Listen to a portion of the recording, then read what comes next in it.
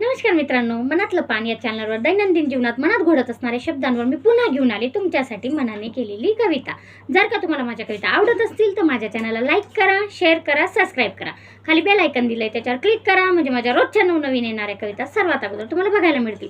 मित्रांनो, आज मी नाशिक शहरात माझ्या मामा मामींकडे आली, तर आज मामा मामींवरच कविता ऐकूया। तर चला सुरू करूया।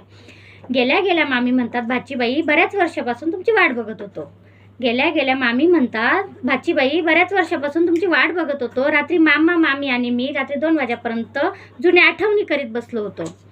रात्री मामा मामी आणि मी रात्री 2 वाजेपर्यंत जुन्या आठवणी करीत बसलो होतो। असे स्वागत माझ्या मामीकडे झाले। सर्व ठिकाणी गेल्यावर सासरच्या लोकांनी भरभरून प्रेम दिले होते। सर्व ठिकाणी गेल्यावर सासरच्या लोकांनी भरभरून प्रेम दिले होते, पण मामा मामीकडे आल्यावर जे प्रेम मिळाले ते जरा वेगळेच होते। पण मामा मामीकडे आल्यावर जे प्रेम मिळाले ते जरा वेगळेच होते। असे स्वागत माझ्या मामीकडे झाले। मामी विचारतात, भाचीबाई काही पाहिजे का तुम्हाला? मामी विचारतात, भाचीबाई काही पाहिजे का तुम्हाला? मी म्हटलं, द्यायचं असेल तर गोडी आणि भरभरून प्रेम द्या आम्हाला।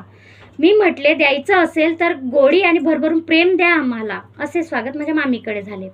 लहानपणी खांद्यावर खेळवणारा आणि भरभरून लाड करणारा व्यक्ती म्हणजे मामा। लहानपणी खांद्यावर धरून खेळवणारा आणि भरभरून लाड करणारा व्यक्ती म्हणजे मामा। अडचणीच्या वेळी धावत विठ्ठलासारखा येणारा हात म्हणजे मामा।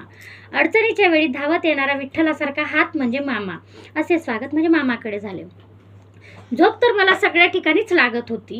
झोप तर मला सर्व ठिकाणीच लागत होती, पण मामीच्या मांडीवर झोपल्यानंतर मला लहानपणाची आठवण येत होती।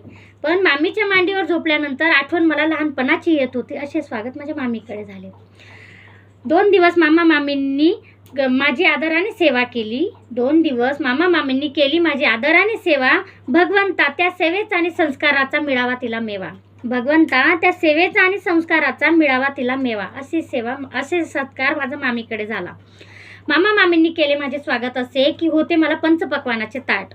मामा मामींनी केले माझे स्वागत असे की जेवायला होते मला पंचपक्वानाचे ताट, पण त्या पंचपक्वानाच्या ताटापेक्षा होता माझा तिथे मानाचा आणि लाडाचा थाट। पण त्या पंचपक्वानाच्या ताटापेक्षा होता माझा तिथे मानाचा आणि लाडाचा थाट। मित्रांनो, तुम्हाला माझी ही मनाने केलेली मामा मामींवर कविता कशी वाटली ते कमेंटमध्ये मला नक्की कळवा। धन्यवाद।